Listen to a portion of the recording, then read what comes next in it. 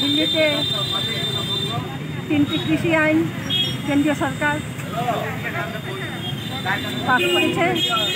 এই নিয়ে দিল্লিতে ঐতিহাসিক কৃষক আন্দোলন চলছে, আজ প্রায় 1 মাসের উপরে হলো। আমরা এই কৃষি আন্দোলনকে সমর্থন জানিয়ে আজকে আমরা এখান থেকে এক প্রসেশন বের করে আমরা ওরিয়েন্ট চৌমুহনীতে গিয়ে একটা বিক্ষোভ সভা করব।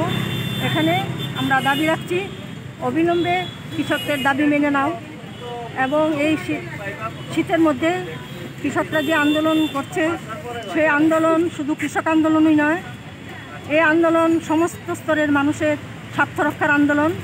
তাই আমরা এর সঙ্গে আপনারা জানেন যে বিদ্যুৎ আইন 2020 সংশোধনী আইন পাশ করেছে, এটাও বাতিল করতে হবে আমাদের দাবি।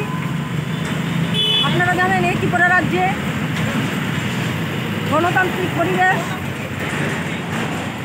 বজায় রাখার জন্য আমরা রাজ্য সরকারের কাছে দাবি রাখছি এবং বিরোধী দলের নেতা কর্মী সহ এবং সাংবাদিকদের উপর যে হামলা হচ্ছে অতি সত্বর এগুলি বন্ধ করা এবং পুলিশ প্রশাসনকে তৎপরতার সঙ্গে এবং নিরপেক্ষ ভূমিকা পালন করে এগুলি এ রাজ্য থেকে যাতে বন্ধ হয় এই আহ্বান রাখছি। আমাদের সংগঠন অল ইন্ডিয়া মহিলা সাংস্কৃতিক সংগঠন, আমি ত্রিপুরা রাজ্য সভানেত্রী শিবানী ভৌমিক।